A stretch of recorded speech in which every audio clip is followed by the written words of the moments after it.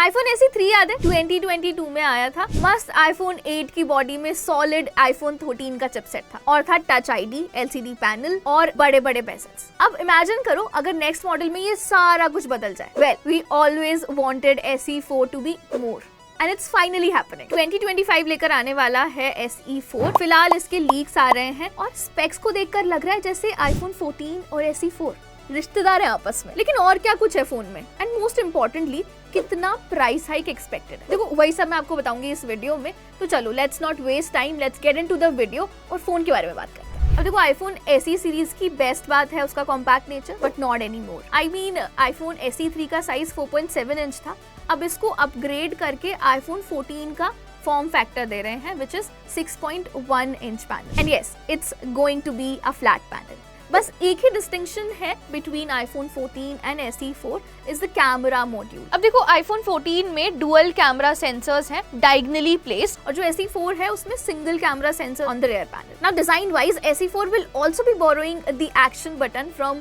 iPhone 15 Pros and iPhone 16 lineup. अब एक और चेंज है जो SE4 को काफी प्रीमियम फील दे देगा, OLED पैनल। अभी तक सिर्फ LCD पैनल दिए जा रहे थे, लेकिन sadly it also means that we will get a 60 Hz panel.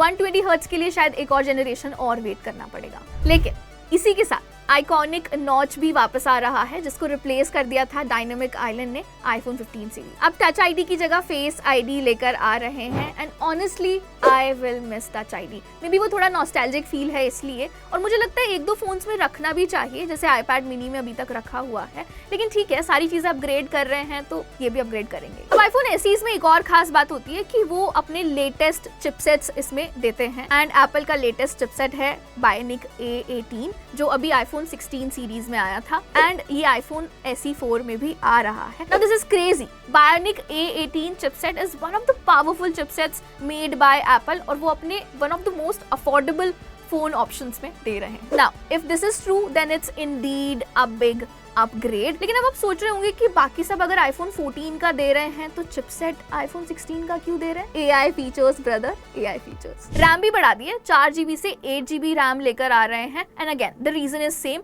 AI features की वजह से। अब AI फीचर्स की बात हो ही रही है तो सॉफ्टवेयर की भी बात कर लेते हैं। iOS 18 आएगा which is an obvious upgrade, और इसमें आपको सारे जो iOS 18 के फीचर्स हैं, eye tracking, voice control, type to Siri वगैरह मिलेगा। अब देखो AI फीचर्स को संभालने के लिए एक और अच्छी चीज चाहिए, क्या?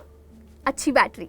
उसको भी अपग्रेड कर रहे हैं, 2018 mAh से बढ़ाकर 3279 mAh कर रहे हैं। लेकिन प्राइस भी बिगर कर देंगे क्या? I mean, पैसे बढ़ा देंगे क्या?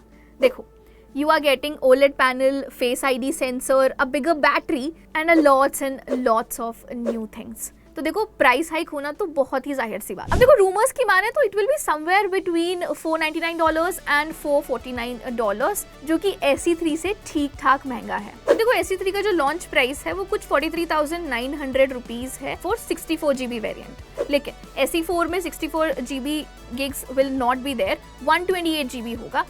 So it will be priced somewhere between the price of SE3 and iPhone 14. Now looking at all the leaks, iPhone SE4 seems like an interesting gadget. I mean, you have Apple Intelligence on an SE phone with OLED panel and a notch.